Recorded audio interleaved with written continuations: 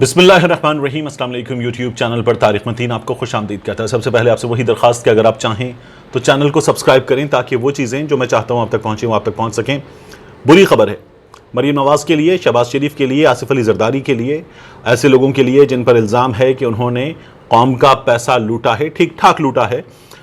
उनके लिए बुरी खबर है। आपके लिए अच्छी खबर है, हमारे लिए अच्छी खबर है कि नैब के पास अब इन लोगों की केसेस, इन लोगों को रिलीफ मिलने का इम्कान पैदा हो रहा था, लेकिन नैब के पास इनके केसेस दोबारा रहेंगे। जैसे वो B4U का केस बड़ा मशहूर केस है और उसमें मुसलसल नई चीज़ें सामने आ रही हैं। B4U का केस भी नैब के पास रहेगा। नैब का तीसरा तरमीमी ऑर्डिनेंस जो है वो जारी कर दिया गया है और अवाम से, पाकिस्तानियों से फ्रॉड के केसेस दोबारा नैब के हवाले किए जाएंगे। मैं आपको कुछ चीज़ें बता दूं।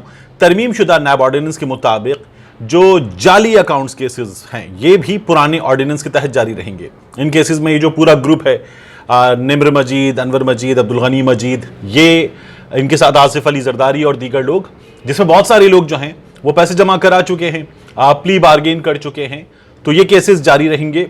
इसमें आसिफ अली जरदारी पर फर्द जुर्म आयद होने का मामला है।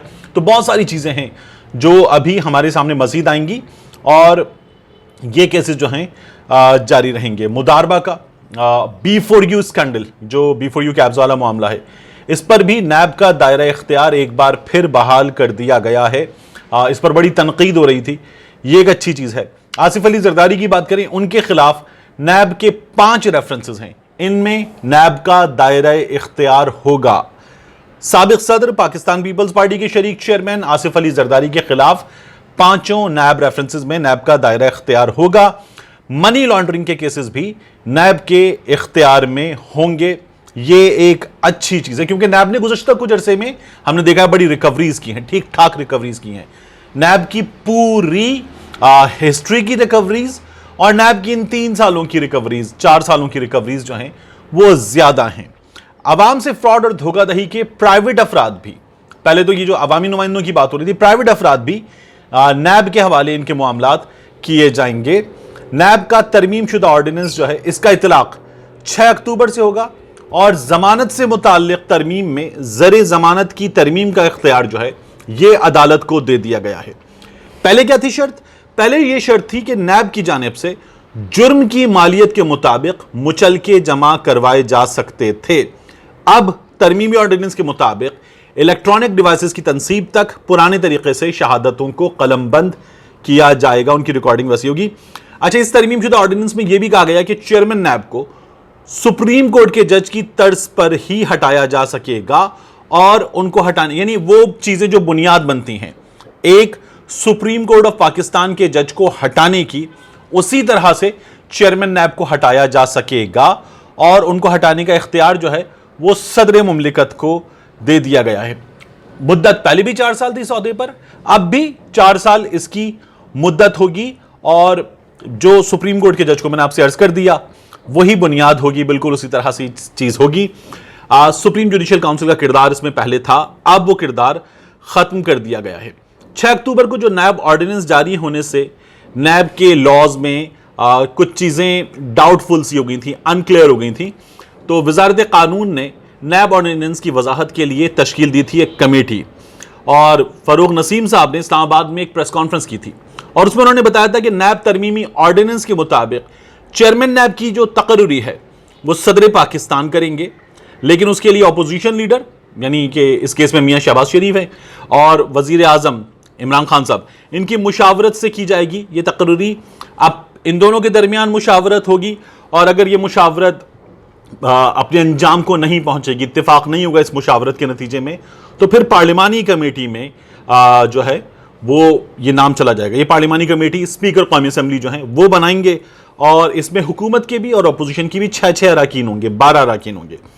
अच्छा, मेरी राय में ये 12 की बजाय नंबर जो है इसमें हो सकता है कि आप यूं कर लीजिए कि ऐसी जमातें होती हैं हमारे यहाँ जो अपोजिशन के साथ भी नहीं होती, हुकूमत के साथ भी नहीं होती, अपना अलहदा तशख़्ख़ुस बरकरार रखती हैं।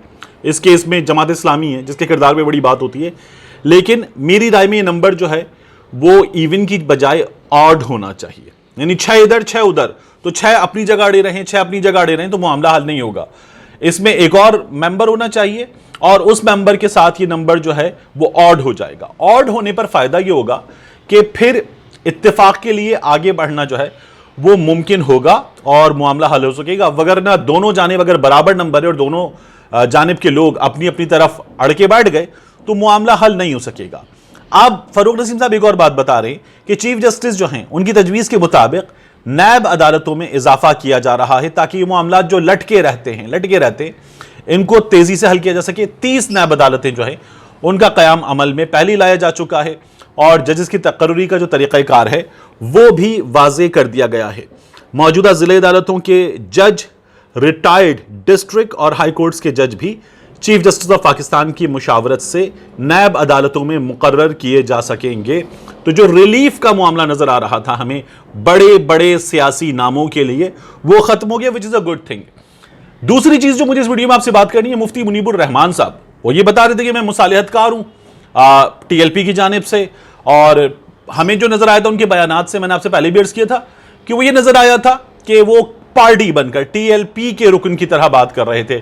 وفاقی وزراء کے بارے میں جو انہوں نے بات کی، منہ کی بواسیر اور دیگر چیزیں، بکواس کرنا وغیرہ، تو یہ مناسب نہیں تھا. اگر آپ معاہدے کے لیے جا رہے ہو، مصالحت کار ہیں، تب تو بالکل بھی نہیں تھا. تو اب مفتی صاحب نے ایک اور بات کی. مفتی صاحب نے کہا کہ ہم کسی بھی وقت معاہدے پر عمل درآمد نہ ہو تو دوبارہ پوری قوت کے ساتھ سڑکوں پر آئیں گے. نظر یہ آ رہا تھا کہ کچھ چیزیں ایسی طے کی گئی ہیں کہ یہ جو سلسلہ بند کیا جائے گا. لیکن مفتی منیب الرحمان صاحب نے جو ہے یہ کہہ دیا ہے کہ ہم اگر ضرورت پڑے گی تو دوبارہ سڑکوں پر ہوں گے، اور جو اس وقت صورتحال ہے وہ صورتحال بدلی ہے تو اسلام آباد میں بدلی ہے، بدلی ہے تو راولپنڈی میں بدلی ہے. وہاں کے جو باسی تھے ان کی زندگی اجیرن تھی، سڑکیں بند تھیں، لوگ اپنے اسپتال، اسکول، کالج جانے کے لیے، اپنے کام پر جانے کے لیے پریشان تھے. لیکن وہاں کے رستے کھول دیے گئے ہیں.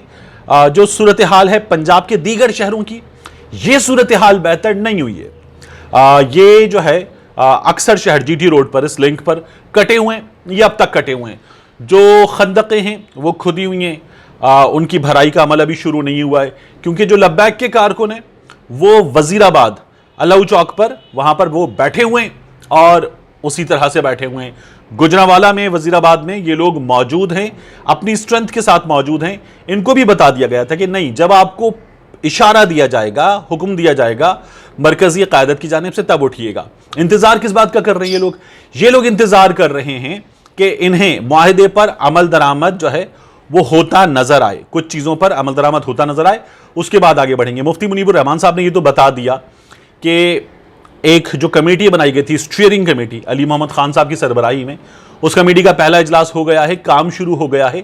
لیکن یہ چاہتے ہیں کہ جیسے کچھ لوگوں پر مقدمات کا خاتمہ ہے، رہائی ہے، 4th شیڈیول سے ناموں کا نکالنا ہے، اس پر کام شروع ہو جائے، اور جب کام شروع ہو جائے تو اس کے بعد یہ لوگ جو ہیں اس پر آگے بڑھیں گے.